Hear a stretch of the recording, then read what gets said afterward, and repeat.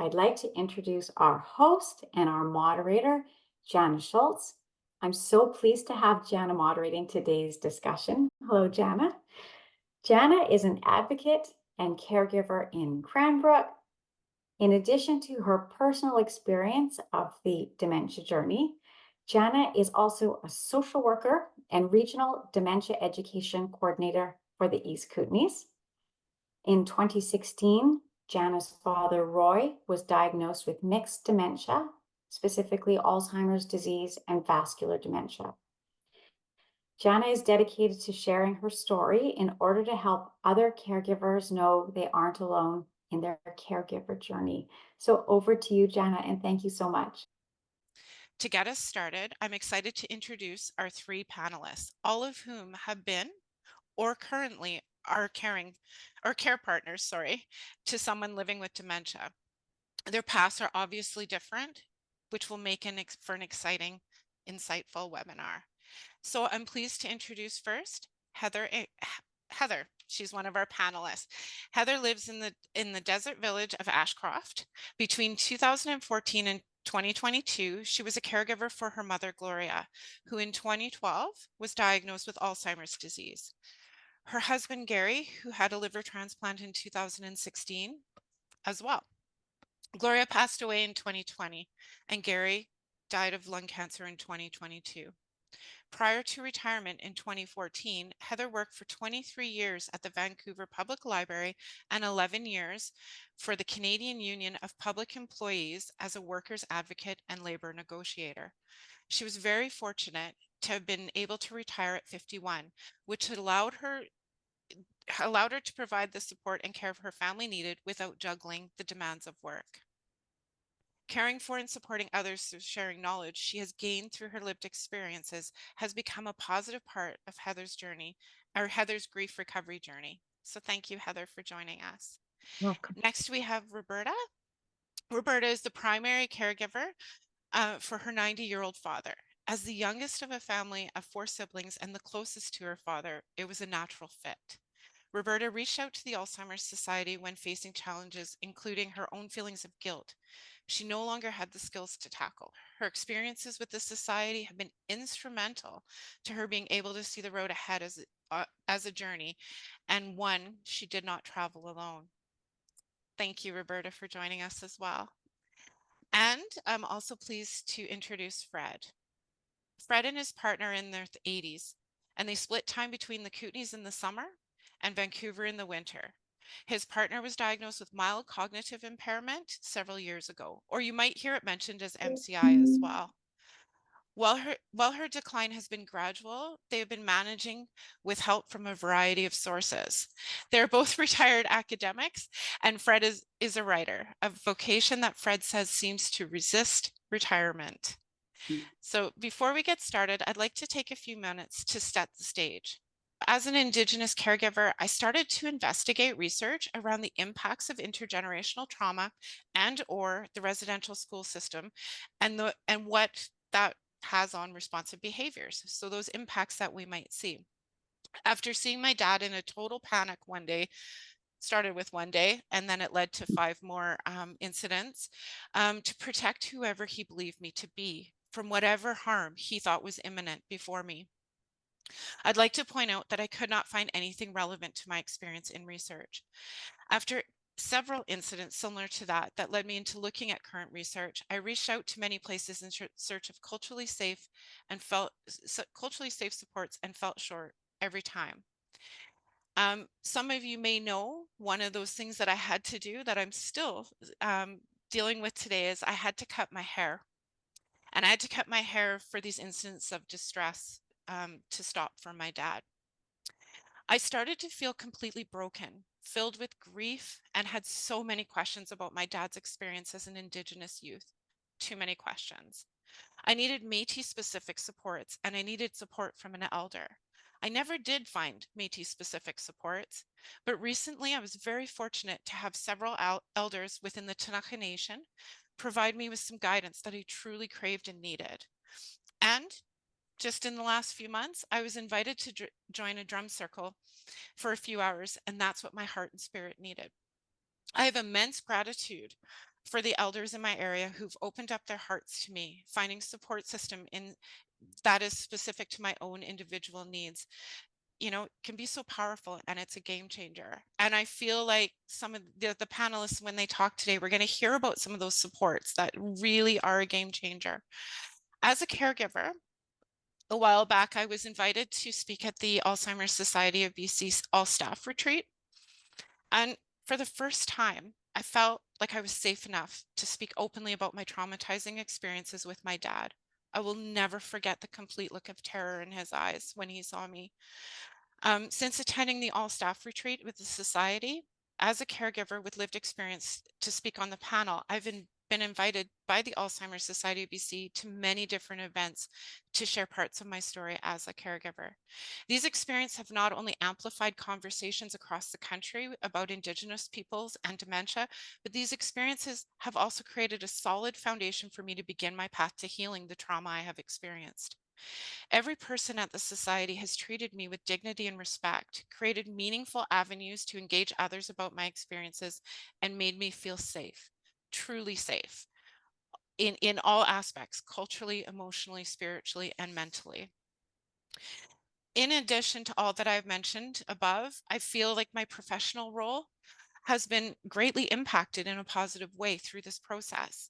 I've developed excellent working relationships with Society staff, and I feel confident, extremely confident, that the clients that I serve will also be treated with dignity and respect when I refer to the Society for support and services. I feel incredibly honored to be included in so many lived experience opportunities from the Society of BC, such as this webinar. So on that note, let's get started. So just going to give you another little bit of history, and then I'm going to move on to some questions. So a program that I have been connected to over the years has been the First Link Dementia Helpline, both professionally and personally. Most recently, I called the helpline and asked for regular ongoing phone support. The process was easy. The staff member provided a space for me to cry, talk about what I was experiencing, and didn't rush me. I feel that I received the much needed support in a way that was respectful and compassionate at the time I needed it most. According to the Alzheimer Society of B.C. website, research has shown that when there is a referral to First Link, the average time between diagnosis and when the individual with dementia and their caregivers is reduced from 18 months to 7. This means that the people being referred are able to get the help they need sooner, begin to take steps to plan ahead, decrease visits to the emergency room, and stay living at home for as long as possible, receive one-on-one support, get access to local health and community services such as my program that I work as a social worker in, and meet other people with similar circumstances, exchange experiences, and get help to plan for their future, helping them develop the competency and resilience in facing their journey. So my first question to the panelists is, how did you first connect to the Alzheimer Society of BC, and what programs and services benefited you as a caregiver? So I'm going to start with you, Heather. Okay. When we received the diagnosis from a geriatrician in Fraser Health, we were referred to Alzheimer's BC and made an appointment with the First Link coordinator. We received very useful information from her, which we sat with for a while because we were still kind of processing and spinning about the diagnosis and what it meant to Mum and our family.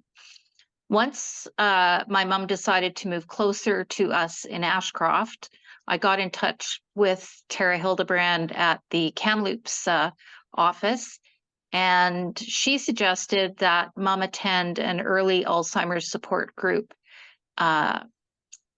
in Kamloops and that I attend the caregiver support group in Ashcroft. I also participated in education workshops that helped me to understand more about the diagnosis and prepare me for the journey ahead. The website also gave me invaluable information. Thank you for sharing that, Heather. And now I'm going to go to Roberta to answer the same question.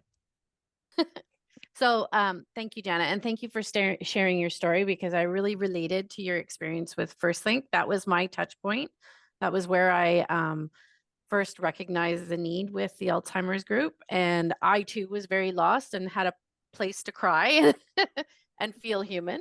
And I first heard about it after realizing that there was really nobody in my community, my close community, and my family and friends that knew what I was going through, and I needed somebody to ask questions of that was outside of the health authority. So they recommended reaching out to the Alzheimer Society, and after doing some Googling and swallowing my pride, I reached out, and I think it was the best thing I ever did because it created a safe space for me to ask questions that maybe I wouldn't feel more comfortable doing. I've also been fortunate to participate in support groups and webinars, and I really felt that they, again, provided me with education and the feeling that I wasn't a one in a community of none. So. Thank you, Roberta. And last but not least, I'm going to turn it over to Fred to answer the same question. Actually, I didn't connect with the Alzheimer Society right away after my partner had been diagnosed with MCI. We just sort of scurried around, and it was the gerontologist at St. Joseph's in Vancouver actually who suggested we consider looking at the Alzheimer Society, and as well as other resources. But so it was a few months before I split my time between Vancouver and the Kootenays, and we were up in the Kootenays, and I felt I really needed some help, but I wasn't in the city, and I knew in the city there were seemed to be more available. But I contacted the First Link, and in the Kootenays, I discovered that, wow, we have a First Link right in the Kootenays, and in fact, right in Nelson. And so I joined a virtual support group with Sherry Wesner in 2022, and we meet the second Friday. We've met the second Friday of each month for since then. I haven't been able to attend all of them, but it's a wonderful group. There's maybe 6 or 7 people. It changes from time to time, and that's been just great. But it seemed kind of complicated because of the location in the province. There are people. It's quite nice actually that there are people in our support group from all over the province. From Kelowna, White Rock, Nelson, and etc. So that's one of the advantages of the virtual support group is that meeting people from different parts of the province. And I actually met Daniel Bywater, who's the education coordinator in Nelson, and she was quite wonderful in the sense that she met with me individually. I wanted to talk to someone personally, and Danielle was very obliging that way. I also one of the kind of really surprising things was that in this support group that I joined, on virtual support group, there was a former student of mine in there, and I hadn't seen her for many years, and it turned out that she had written a book about living with her partner who had been diagnosed with early onset Alzheimer's, and they've been through quite an experience. The book's called Four Umbrellas, if any of you are interested in a really interesting trip through, a very arduous trip through Alzheimer's for this caregiver. I really enjoy the group that I meet with every month. We just basically share stories, and get a lot of suggestions for specific experiences, such as I had trouble putting together a shopping list with my partner the other day, and what experiences have you people had in trying to handle shopping and forgetting things to get and things like that. So specific experiences and are really invaluable. So that's one of the basic things I get out of that group. Oh, that's fantastic. Thank you. And thank you all for your insight on that question. You know, it's there's a lot of uniqueness, but yet similarity that I'm hearing. Roberta, I'm going to turn to you for a moment here and uh, just want to see how has being a part of a supportive community such as the Alzheimer Society of BC's program services affected your well-being? Well, it made me feel sane, most of all. It helped me overcome the feelings of guilt, like I've talked about before, um, because I felt like I wasn't the perfect caregiver. I didn't do everything the right way. What was the right way? We talked a lot to Fred's point about the support groups. We talked a lot about sharing techniques that you use with your loved one that maybe you couldn't talk to anybody else about because they wouldn't understand when you say, well, I kind of tell my dad a fib because it's easier to tell him a fib and it's better for him. And it's called therapeutic fibbing. And they're like, oh my God, you lie to your father. And, this is big trauma. But when you're in an environment like that, in the support group, you feel like you're a normal human being and you don't feel as guilty. Really realizing that there wasn't any such thing as perfection. And it was all about really aiming to do the best you can, with the focus being on that it's about your loved one being happy and you making them as comfortable as you can within your own means. And I think really it was the story sharing. I too met somebody, Fred, in my support group. Ironically, it was somebody I worked with, and we didn't realize we worked at the same organization. I think we found out one day because one of us left our background on, and we ended up connecting outside of the support group. And it's a regular, just get together for lunch and share stories. And the human side of all of the pain that you're going through is invaluable, right, for your mental health. Mhm, mhm. Thank you, Roberta. And something that you touch on, I hear quite often from caregivers that I work with in the East Kootenays is that, just knowing that they're not alone and that it's okay to feel the feels, right? So and that we're human, right? So there is no such thing as a perfect caregiver. First of all, we don't have a handbook for it, right? And everybody has such unique experiences. It can be moment to moment, day to day that things change. So, it sounds like these support groups are really providing a solid foundation to know that you're not alone, right? Yeah, and there's not very many people you can say, I'm so frustrated with my father. Right. And Yep. and they don't look at you like you're a terrible child, or you don't feel like they're looking at you like you're a terrible child. Right. And Yep. you can actually share all the frustrations. I mean, I used to say that my dad was like, I don't know if anyone's read it, but there's a book called The 100-Year-Old Man Who Ran Away. I think that's what it's called.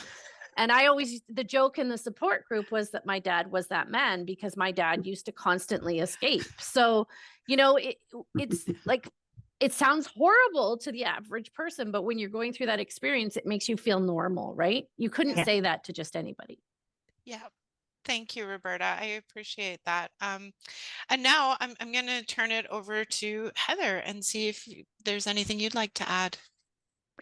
Just the program that contributed the most to my overall well-being was definitely the caregiver support group. Learning from both the facilitators and particularly the other participants gave me a lot more confidence in helping my mom. I remember the first time I walked into the meeting room, I was so surprised to see that I knew people in the group. Our community is not very big. And so the fact that I knew several of the people surprised me because we were in isolation dealing with caregiving. We're so lucky here in Ashcroft that we have a support group in our community, which saves, having to drive to Kamloops or Merritt, which are at least an hour away.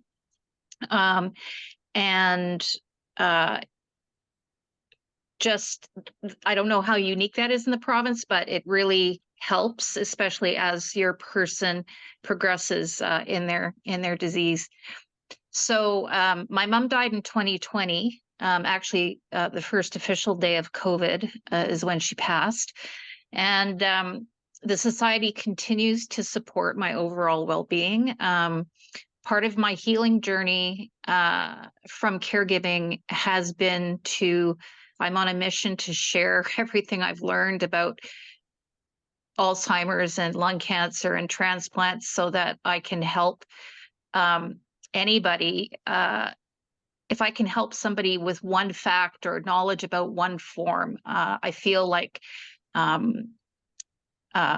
of the experiences I've had continue to have meaning in my life. And I just recently became the facilitator for the support group in Ashcroft, which allows me to continue helping people, and also gives Tara at the Kamloops office at least 4 more hours a month to work on helping other people. Oh, thank you, Heather. Yeah, I think that is quite an issue across the whole province in areas, you know, having to travel possibly to get supports, doing online. I do want to just make a note here. In hearing you talk about that ongoing support from the Alzheimer Society, that's new information for me, and I feel like that's something that is incredible on top of the other supports that they offer, because, you know, quite often we go into services, and once that service delivery stops, or when that, you know, something happens, and then the services stop. So thank you for sharing that with us, because it's good to know that they're still there. Yes. You know, and you're helping others in the process. So thank you. Okay. My pleasure. So now I'm going to turn back to you, Fred. And if you can talk a little bit more about that and the support. Well, I feel a little chagrined to hear that the work that Heather's doing, for example, in helping others, and I've been so I mean, I've felt lost right from the beginning in a way, and so a lot of my energy has been spent just trying to discover things. I think that I don't feel as lost and challenged as I was initially, but it's also new, and I'm constantly encountering new challenges, and working out a new relationship with my partner, who I've lived with for over 60 years, and it's just all of a sudden it's a whole new world, and I'm not young anymore, and trying to learn new things is really a challenge. But I think one of the major things is, I think that has come up for me, is learning compassion for myself. Yes. I think this is one of the things that I keeps being stressed in just about every context that I've come across, and I don't know how to do that. I'm sorry. I shouldn't say I'm sorry. That's one of my big problems, is how to look after myself so that I'm able to help look after my partner. And so that's something new that I haven't had to look after myself. I've just sort of bounced along, and things were worked out pretty well. But like the programs and services, besides providing compassion themselves, sometimes, but compassion from others in our group and friends, so forth. It's essentially educational, and this whole I'm an educator. I've spent my life in an institute. I've been instituted all my life in education. So I'm quite curious about how to engage this, being a student, if you like, in this process. And both myself and our daughters and grandchildren have had to learn how to negotiate this change in our family. And we have, so within the family, we've had to share a lot of what we learn, and are constantly teaching one another. I must say my daughters have just been great. I have a great support system. I have 2 wonderful daughters who just have thrown themselves into the whole thing. And so we frequently share information, and using connections like the Alzheimer Society to deal with this together, and all of that feels quite supportive. So, but it's kind of all over the map. It's all over the place, you know, and as many of you are discovering probably, you know, you've got a question and you go and Google it and you find there's Alzheimer's associations all over, at least all over North America and in the English speaking world. And they've all got, there are numbers and numbers of great suggestions out there. So, including what we get right locally with the Alzheimer's Society. Yeah, thank you, Fred. And that's a really big point to, you know, that self-compassion or compassion for self, you know, and patience for ourselves, right? We're Yes. told to have a lot of patience for our loved one, but we also have, we deserve that patience for ourselves as well. And to remind ourselves that we're human, right? And it's a learning journey, right? I think that's the Uh, hardest part of it, is learning how to be compassionate for ourselves and make sure that we take care of ourselves, because you're right, Fred. If we don't take care of ourselves, we're of no use for our loved ones, right? Right. yeah. Yeah. Perfect. Thank you so much for being so open and talking so candidly about your experiences. I'm sure that many people, as am I, getting so much benefit from this. So, um, sorry, I'm going to cough here. A way that you're all helping to reduce the stigma around asking for help is by joining us today and sharing in these experiences. Thank you for your courage. You know, it's just really important to look and share pieces of ourselves in the sense of other people are they're probably capturing little glimpses and hearing and being like, oh yeah, that I've experienced, right? And that connection is so important. At the beginning, I could not have told you what kind of help I needed. But as time went on, I realized that it was practical things that I needed help with. Um, and when I was able to ask someone for something specific, they were really happy to do it. So, for example, my mother never remembered to put her garbage out for collection. So every Tuesday morning, I had to go to her house and put it out. And one day, a neighbor asked me if there was any way that they could help me. And I was saying no when I realized that maybe they could put her garbage out every Tuesday. And although I'm sure my mom would have been mortified with how open I've been with her diagnosis, both within our family and in our community, after encouragement from Tara, I opened up about our journey in a series of articles in our local newspaper, because we need to talk about this disease so that it is normalized. And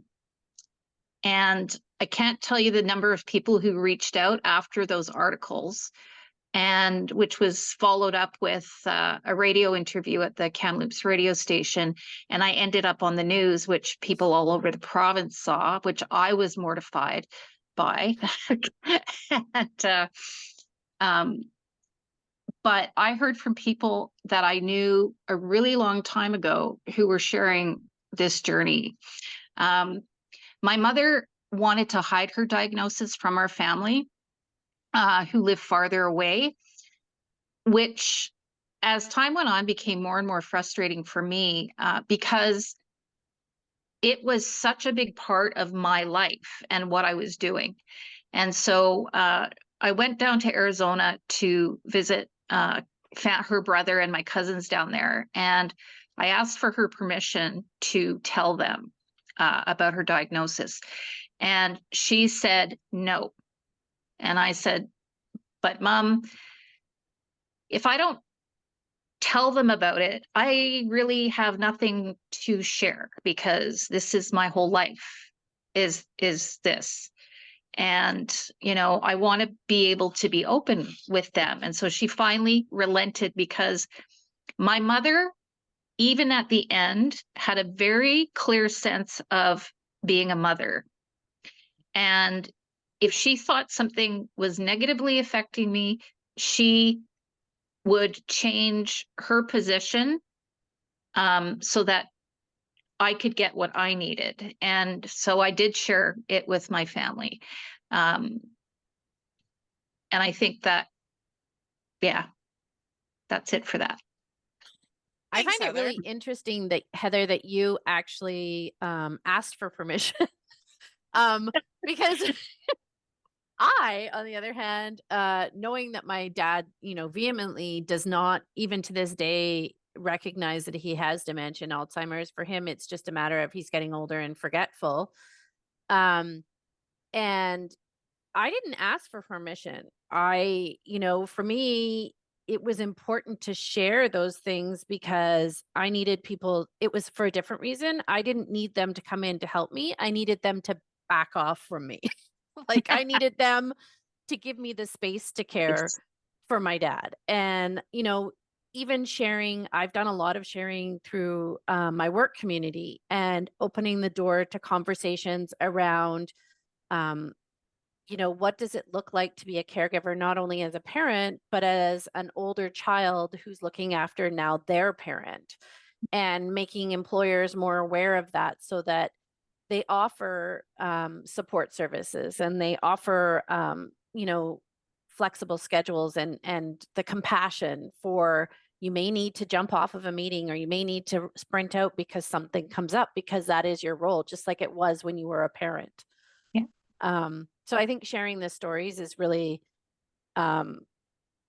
key to all of this. Absolutely. Yeah. Thank you, Roberta. I'm going to switch over to Fred here and just ask you, in your experience, how does the stigma around asking for help impact caregivers, and what can be done to encourage a culture of openness and support within caregiving communities? I don't know. I No, love the open and honesty. I, I didn't have any stigma at the start. I mean, in terms of asking for help, I immediately went out and started snooping around. Where can I get help with this? Because I don't know what's going on, and got a couple of good books and advised. The gerontologists were good. The doctors, the occupational therapists, people who are involved in this in systems of elder care are just great at that. But I didn't have any stigma about trying to ask for help. I don't know what can be done to encourage a culture of openness and support within caregiver communities is basically, I think, telling stories, telling each other about it, sharing it. And one of the things I realized that just about everyone with dementia, with a cognitive disorder of some kind or other, is an individual, and they're doing it in their way. And it's hard to package all this up and apply it to every person. So it's a very individual thing, and that's yeah. I just haven't really bothered I haven't been bothered by any stigma anyway. So well, thank you, Fred. but I did have a stigma, and still do, about how to. I guess the major one in my relationship is how to negotiate the social, and the social for at least my partner and is extremely important. That's the one thing that has sort of a major part of her attention and her joy in life is her friendship with other people. So I had a stigma about, well, who do I share this with at the beginning? Do I share this with our close friends? Who's a close friend? How do I tell some of our closest friends that, oh,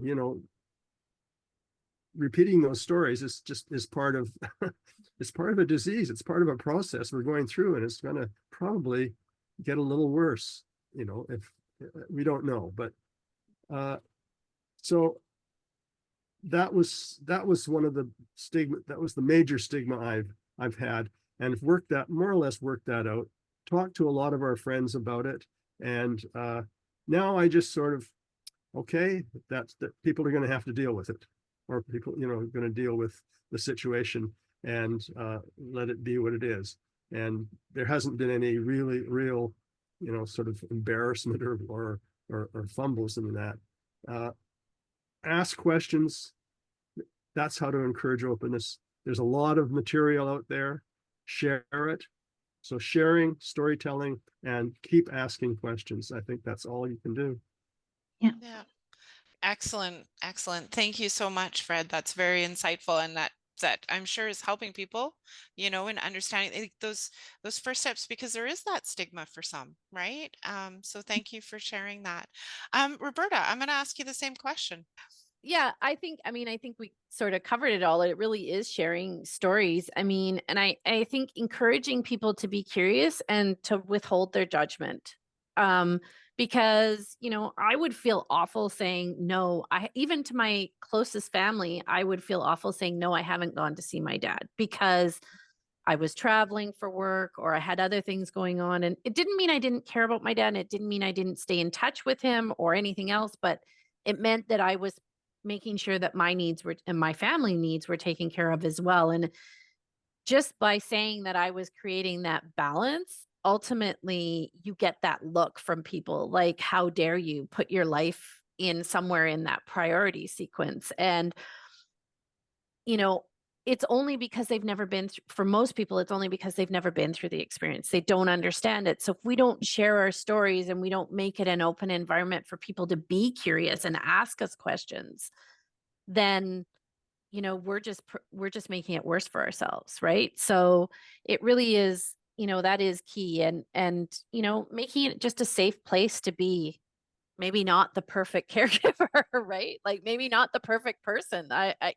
I struggle with perfection, so I'm always trying to make everybody happy, and realizing I can't do that. And like Heather said, asking for help, sharing your story is actually a way of asking for help.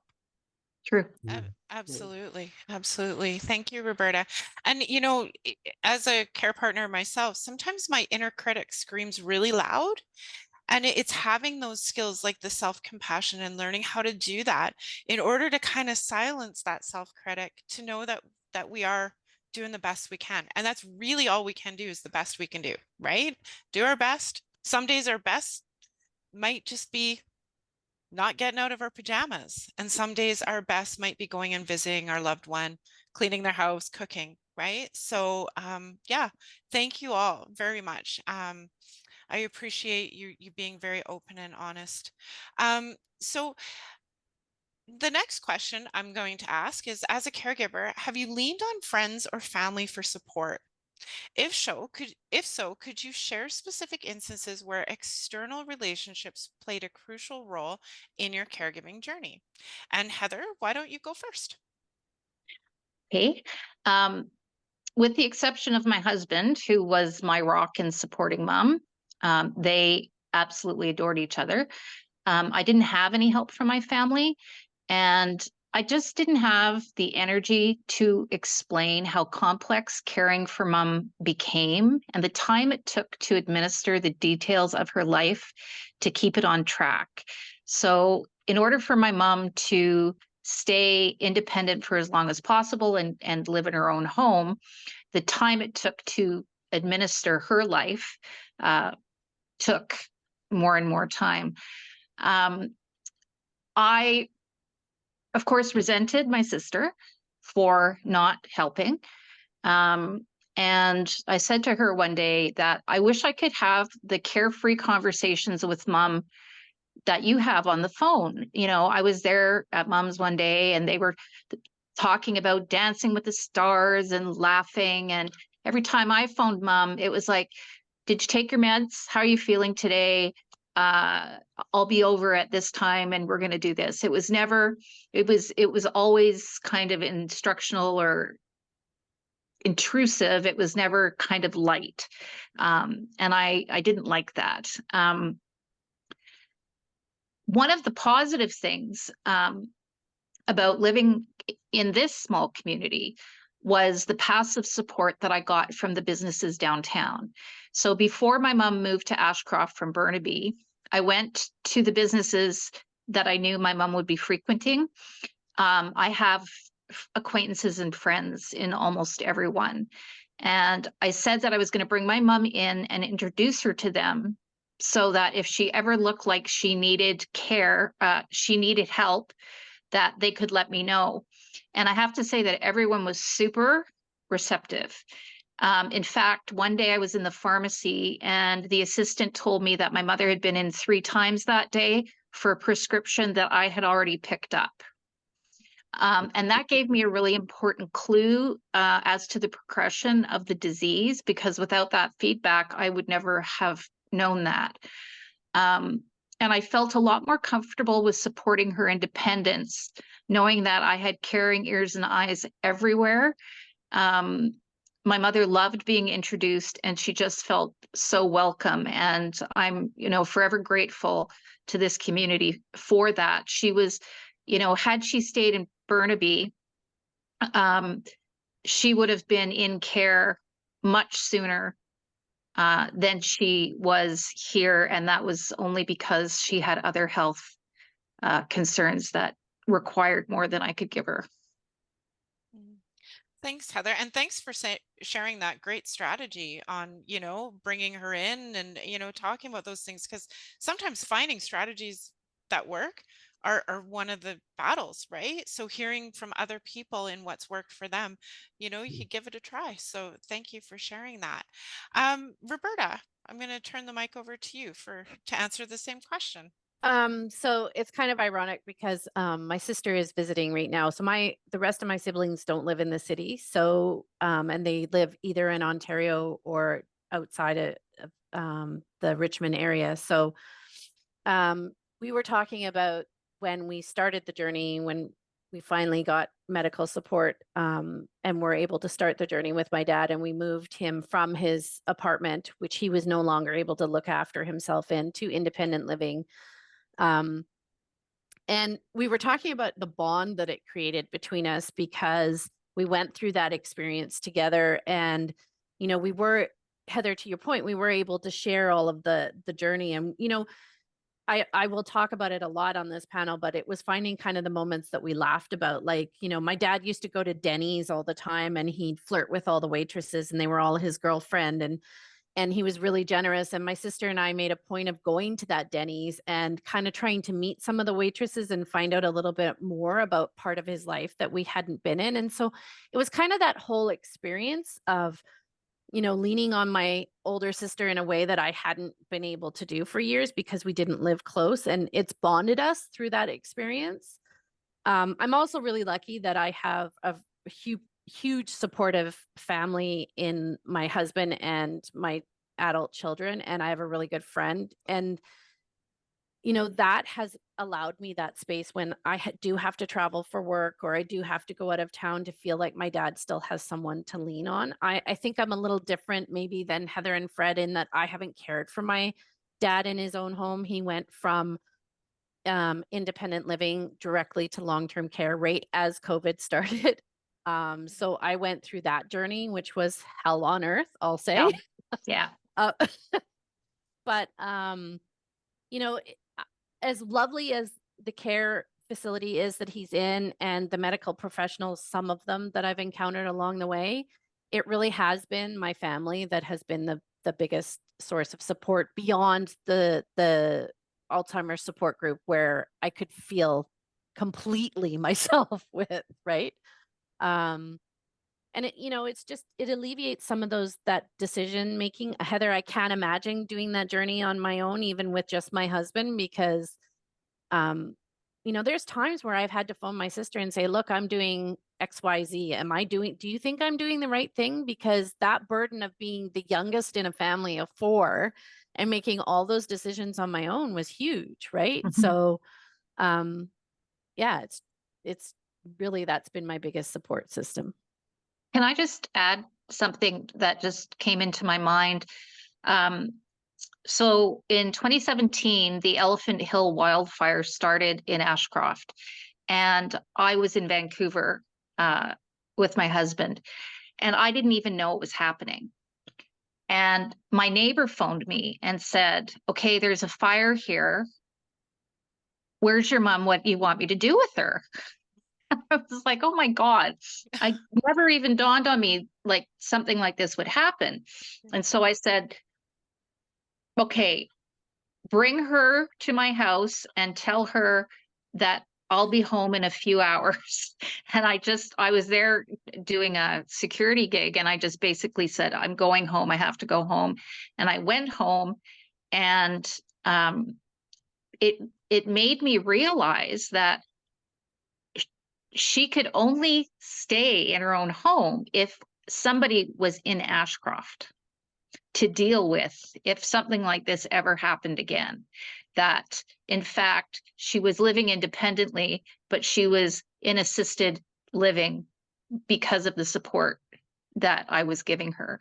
And that was a real aha moment for me. But thank goodness people knew about my mom's situation so that they knew that she could not navigate this. Truly takes a community, doesn't it? It really does. Yeah. Thank you. And thank you both for sharing, and Heather for, adding those pieces, because it is important for people to hear these experiences, right? There's a lot of complexity to being a care partner when we're looking after somebody else, isn't it? Or supporting them. I'm going to turn it over to you, Fred. Um, uh, yeah, I've had a lot of different kinds of support, but one of the things that I realized early on was that at my age, a lot of my friends and people who I've grown up with are dying. People are passing away, and a lot of other couples are having trouble with. We have a few friends whose spouses have Parkinson's, and dementia frequently accompanies Parkinson's of some kind or another. And I think Heather would know this. Her looking after her mother is certainly different from looking after her husband. Yes. And that was a kind of a different thing. So I've been kind of looking for help with the dynamics of specific problems with couples. We still live together. She's not in any care. We're not separated. So we share cooking, we share shopping, we share housework. We share. We're still sharers, and how to work that out is not always easy, and is hard on both of us in some ways. But I've got a lot of help from certain friends who have been through their own journey with either Parkinson's, or another friend who has whose partner had MCI, and there are different situations. And what do different people do? Once again, it's back to storytelling. Sharing the stories. Well, this is what I did, or let me suggest this. But it's not so much external relationships that have played a crucial role. Well, I guess they have, in the sense that they are external. I came across the BC Brain Wellness Program at UBC a few years ago, and they offer, just in terms of activities for brain wellness, things like painting, physical fitness, and so forth. And I did a meditation class with them, mindfulness class. And it was brilliant. It was wonderful. Once a week, and that really helped me I've been a meditator for many years, but that really sort of helped me get back on track with that practice. And that's become a very important thing. One of our daughters worked hard to get into the UBC Clinic for Alzheimer's Disease and Related Disorders, which is a research project. So we're now engaged with that. I'm once again, through suggestion from another friend whose husband had Alzheimer's, she went through a program at St. Paul's Hospital that she really, really enjoyed. So I'm now working with St. Paul's with a particular program there called Mindfulness-Based Dementia Care for their elder care program. And that's been very helpful, meeting with, once again, psychologists, occupational therapists, social workers, and hearing what they have to say about my situation has been really real help. And once again, encountering that former student who had written a book about it was a great wake up for that. So. Wow, what great connections, hey? you know, whether they're professional, whether it's, you know, looking at research, trying to just find different ways to navigate this. Well, I'm So, surprised at how much there is out there. yeah. There is quite a bit around, and particularly now with this, with the technology we now have, it's a lot of it's pretty accessible. So Yeah, you're very right, Fred, on that. And that's one thing I wanted to mention as I was hearing you all talk about the different supports is, you know, that's one of the many things that the dementia helpline can assist with, you know, is kind of navigating through that puddle of different resources that we may not know are out there, but they might, right? It's kind of like because there is a lot out there, but if we don't know they're there, we don't know how to access them, right? Yeah, and that was invaluable to me in the beginning. Absolutely. Like everything from like, you know, Fred, you did meditation. For me, it was finding a counselor that was specialized in looking after caregivers and their mental health, right? And you know, all of those little things that you don't think about, hey, I might need Yeah. came in handy, right? Yeah. And so this is great. Again, can't say it enough. I mean, I'm sure that other people are resonating with what you're saying and they're like, "Hey, that interests me." Right? So, you know, I want to put my hands up to you three for talking about this.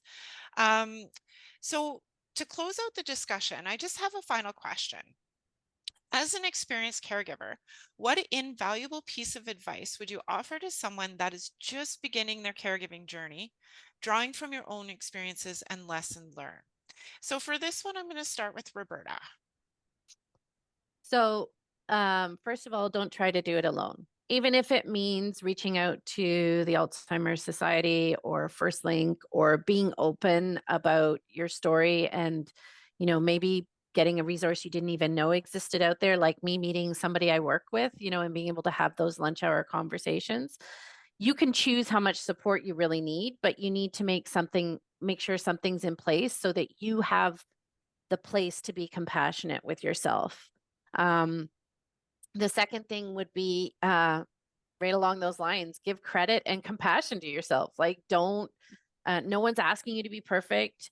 You need to accept that you're going to learn from mistakes and challenges along the way. And you're right, Jana, there is no manual for this, and every situation is unique. Just Different.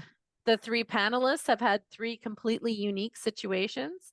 So, and make time to celebrate the wins. And that leads me to the last thing, which is look for humor in the darkest times. So, you know, finding joy in the smallest things, even if it seems odd to maybe other people that you're sharing your experience with, is important. You just can't focus on all the bad things. You know, my dad ended up on a ventilator and was in the hospital. And, you know, when he finally was off ventilation and was moving around and causing a ruckus with some of his behavior, at first it frustrated me, but then it was like it became okay, like, you know, it's kind of funny some of the things that he's doing, you know, like as long as he's not hurting anyone, finding the humor in some of the things that he was doing was important to me because it was allowing me some moments of sanity. So, you know, really finding that nugget of oddity to laugh about is important. Yeah. Humor can really cure a broken heart, even if just temporarily, right? Um, it's really important and thank you for sharing those points. I'm going to turn it over to Fred now. Oh, well, I guess I don't know if it's an invaluable piece of advice, but the major piece of advice I would give everyone is I'd reiterate what Roberta just said, seek help, reach out. That's the most important thing to do. And don't try and, it's impossible to do it. You're alone anyway, I think. It's just so overwhelming. At least it was for me. So reach out to whatever resources are there both through the Alzheimer Society as well as other hospitals, elder care, and get into a group. I think a group experience for at least for most of us has been a really valuable experience and enlightening, and discover what people in the profession have to offer. Occupational therapists, social workers, and and psychologists that they've all been through this, and go and milk it. Thank you, Fred. And you're right, reach out. I just want to add, like, I don't have any regrets through my caregiving journey, except for one, and that is that I didn't reach out soon enough. If I had reached out sooner for a support group or something, I probably wouldn't have had as much stress as I did. So, you're all validating that importance of having that support, and I do appreciate that. Thank you. And finally, Heather.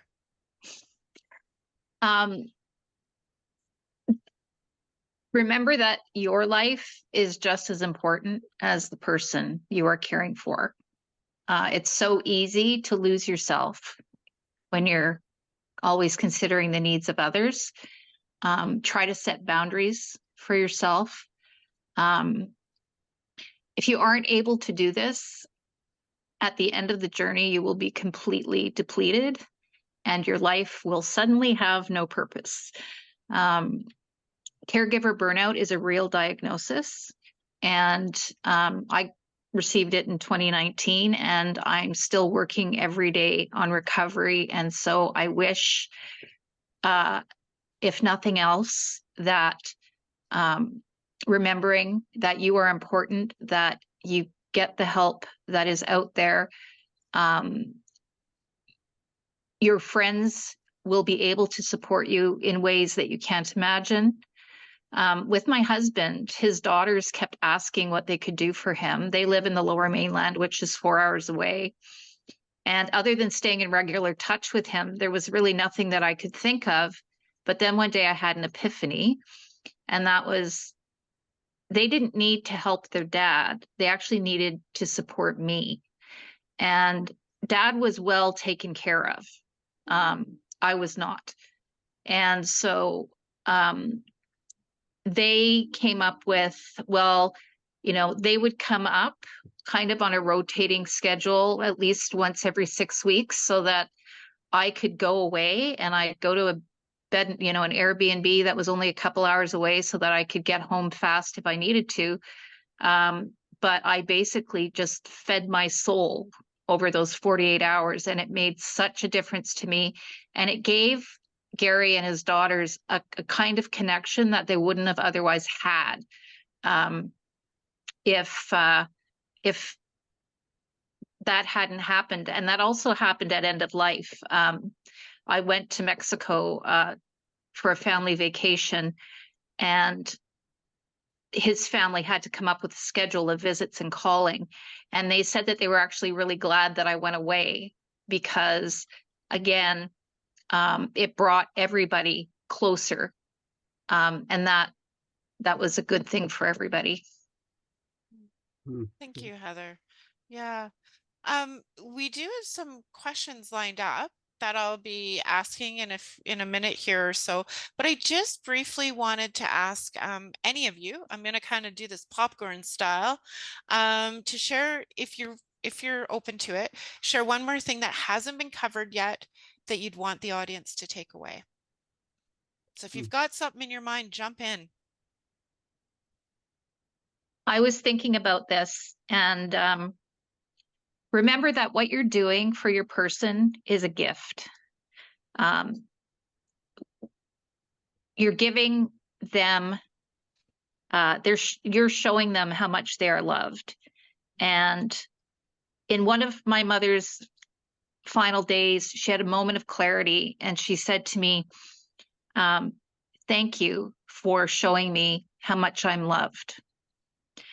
My mother had so many self-doubts during the journey. She felt that she wasn't smart anymore, that she'd lost her intelligence, that she just felt very down on all of the things that she originally felt positive for herself on. And we worked to dissuade her that, no, Mom, you're still very intelligent, you're just forgetful. But what she said that day was her gift to me, and that's what I carry with me now that she's gone, was that with all the self-doubts that I had when I was caregiving for her, at the end of the day, she gave me a gift that I am a good daughter. So you are a good spouse, a good daughter, a good son, because you've taken this on, and it's the most beautiful thing that you can do. Thank you, Heather, for adding that. Is there anyone else that would like to add anything? I think the only thing I could say, and Heather, thank you for saying that, because I probably could have used that about 4 years ago. Um, but really think of this as an opportunity to learn and be curious with your loved one. I mean, my dad and I had a gap in our relationship where we weren't close due to the medical professional that was in charge of his care interfering. But I really learned a lot about, what I could do and what I couldn't do and what I was capable of. And he's taught me things about myself that I never thought I would be able to do. And, if somebody had asked me that before I started this journey, I would have said no. But, no 2 days are the same. And if you just are curious and open yourself up to the learning, I think you can learn a lot, both about yourself and your loved one. Absolutely, Roberta, and thanks for adding that. And just, to add on there, for my experience, I found this to be the most self-developing learning experience. And my dad has given me a huge gift in the sense that I know who I am. Those mistakes I made half an hour ago, 2 years ago, it may have hurt me, but now I'm like, you know what? I'm human, right? And that is a gift that so many people just don't get. So you're right, it's kind of finding those pieces, right? And I'm now very reflective, and I can look at things, and I know that I make mistakes, but I'm also like, yeah, so does everyone else. That's how we learn, right? So yeah, no, thank you both. Fred, did you want to add anything that you Well, think the audience might I want just to hear? noticed that someone in the chat has asked about reading material, and I wanted to Okay. mention that the very first thing that I got onto through our through the gerontologist was this book here. I don't know if you can see. Do you want me to? Do you want to I read don't it know. out? I think it's living with mild cognitive impairment. Yeah. Is that it? Yeah, that's it. That's it. It's a book. Okay. It's a great book to, kind of at the outset of dementia with MCI, to all kinds of suggestions and advice in this book. So that I was just trying to answer that question on the chat about that. Thank you so much, Fred. And thank you everyone for those additions. So the first question I'm going to read out here is, for those whose people are in long-term care, what do they do to help build relationships with staff caring for their people, and how do they manage any conflict over how to provide care? That's a good question. It's a big question, but it's a good question. I think I'm the only one with somebody in long-term care right now. Am I not? On the panel? For the panelists, yeah. Yeah. So it has been a journey. How do you build relationships? I think, even my sister, who, like I said, doesn't live here, has built relationships with the care team. So it's really, participating in the care of your loved one and asking questions. And again, it comes back to curiosity. How do things work? Why do they work that way? How can I help? What can I do differently? Really showing them that it's a partnership versus they work for you, right? As far as conflicts, well, I've had my share. Everybody does. When you're entrusting your care of somebody you love to somebody else, you're going to think that they're not doing it as perfect as you can, which is probably why my siblings often say things to me for that same reason, is because, everybody thinks they can do it better. I think, again, it comes down to that partnership, right? Like, you have to be an advocate for the person that you're Yes. responsible for 100%. You cannot let that slide. No. You have to be on top of things to the point of at least knowing what is something you will give on and something that you need to fight for.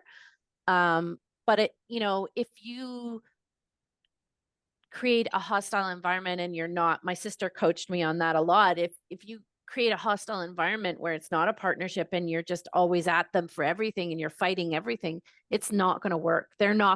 It's just human nature to shut down and not hear you anymore.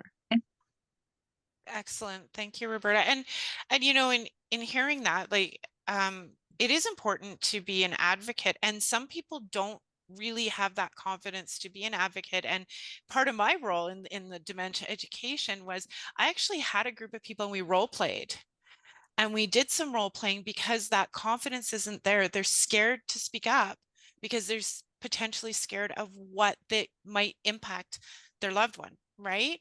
And so we did some role playing and we looked at how to advocate in a way that is not only I guess respectful, but also to kind of get the results you need, right?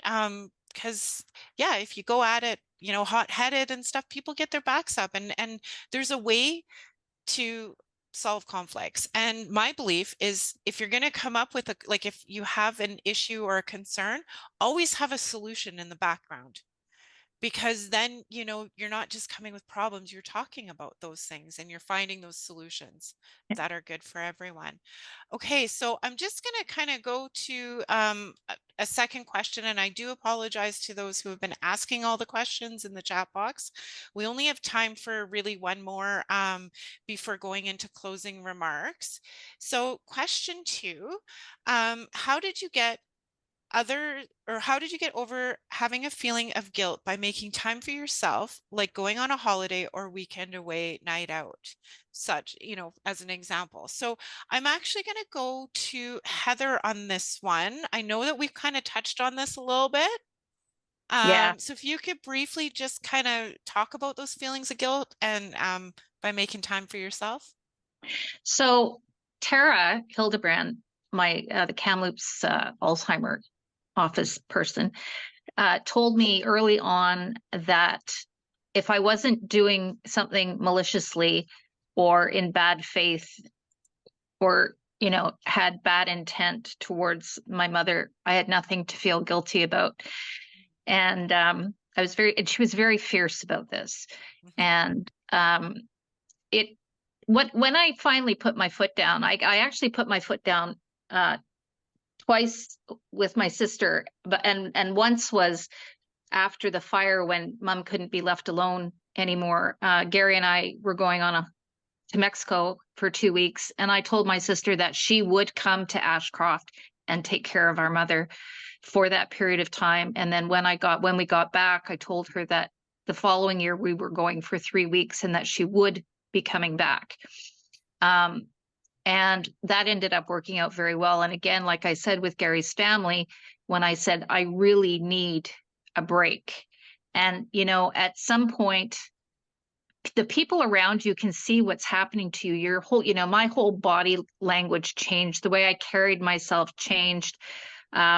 People knew that I needed a break. And so, when I asked for help, they were more than happy to. They knew it was a real ask, and so there was I didn't feel guilty anymore, because I knew that if I didn't do it, I was going to lose myself completely. Yeah. Thank you for that, Heather. I'll go to Roberta. Do you have anything to add on that question about what did you do to help with those feelings of guilt? I think I just jumped over my own shadow. Honestly, I reached a point where it was like, COVID had ended. I was burnt out and I needed to take a break for myself. And I booked myself a hotel room, and I let the care home know where I would be. I was out of the city, but I wasn't so far I couldn't get back, like Heather has said.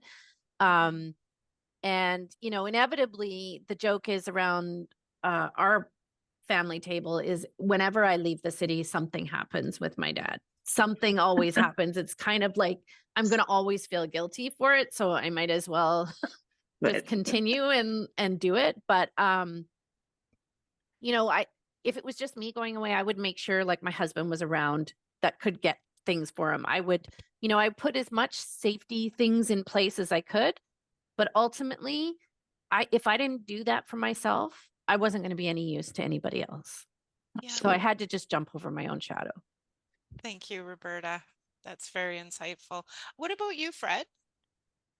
Well, I haven't, I don't know that I've felt guilt so much as and maybe I will eventually, but I have had to go away on work related or writing related work a few times, and usually I get help from my daughters, and they kind of we're not in a situation as Roberta and Heather was there above, you know, a kind of very, I don't know, I would call it more serious cognitive situation. We're just working our ways through MCI right now, and it's a sort of initial process, but I just have, thankfully, we have family around who's willing to help, and my partner is a very intelligent person and knows what's going on, so she's a big help as well. Thank you, Great. Fred. Before we wrap things up, I'd like to ask our panel for closing remarks. So Fred, I'm going to start with you this time. Closing remarks. It's not ended. It's not ending. I just want to emphasize that reaching out and sharing with others what you're going through, and listening is a great part of this whole thing too. Listening to the person you're looking after, you're caring for, and listening to others who are observing what's going on. So listening and telling, talk and show. Thanks, Fred. What about you, Heather? Just stay strong. You've got this. And a little piece of joyful note, you know, when for the 42nd time they say the same thing in a row, like, oh, look at that tree. It's the most beautiful thing. And it used to drive me crazy. And then one day I thought, how cool is it that she sees that beautiful tree for the first time every single day? And that changed my whole perspective on the repetitive talking. Thank you. Good shot. Thank you, Heather. And what about you, Roberta? Any final thoughts? I don't think I could have said it better than Heather. I mean, I think that's amazing. I mean, you're right. How amazing is it that they see things for the first time in a new light every time, right? My dad's still fairly cognitively aware, but he does have, we are in that repetitive cycle of asking the same question over and over again. And I've actually become a little bit creative. It's spurred on that creative side of me to come up with new answers for it every time. You know, just to keep it interesting for both of us. So just be curious. It's a journey. It's really there's no roadmap. You're just gonna figure it out as you go along, and like Fred said, it's show and tell. Yeah. Thank you, Roberta. And I want to share just one quick story before I go into my closing remarks, because Heather reminded me of that seeing things for the first time. So I went to go see my dad in long-term care, as I do, and he has not recognized me for a very long time. And I walked in and, you know, I said, "Hi, Dad. Who's Dad?" And I was like, "Oh, I shouldn't say that." I said, "It's Jana. I don't know a Jana." And instead of me being like, oh, you know, like it hurt, I'm not gonna lie, right? But I pushed it down for a minute and I thought, I'm gonna try something. And I went, surprise! You're now the proud father of a somewhat healthy, somewhat or 40-something-year-old baby girl. And the look on his face was pride. And I thought, what a gift. I got to see the look my father had the day I was born. Here I am in my 40s and I got to see it. So yeah, seeing those things, it's about kind of that perspective, right? It is, yeah. It is about that perspective. And yeah, and also not ignoring that hurt. You know, I'm not going to lie. I left the long-term care home afterwards, sat in my car and cried. But in that moment, you know, it's taking that and seeing things for the first time. Even for us, like I got to see the pride of the day I was born 40 something years later.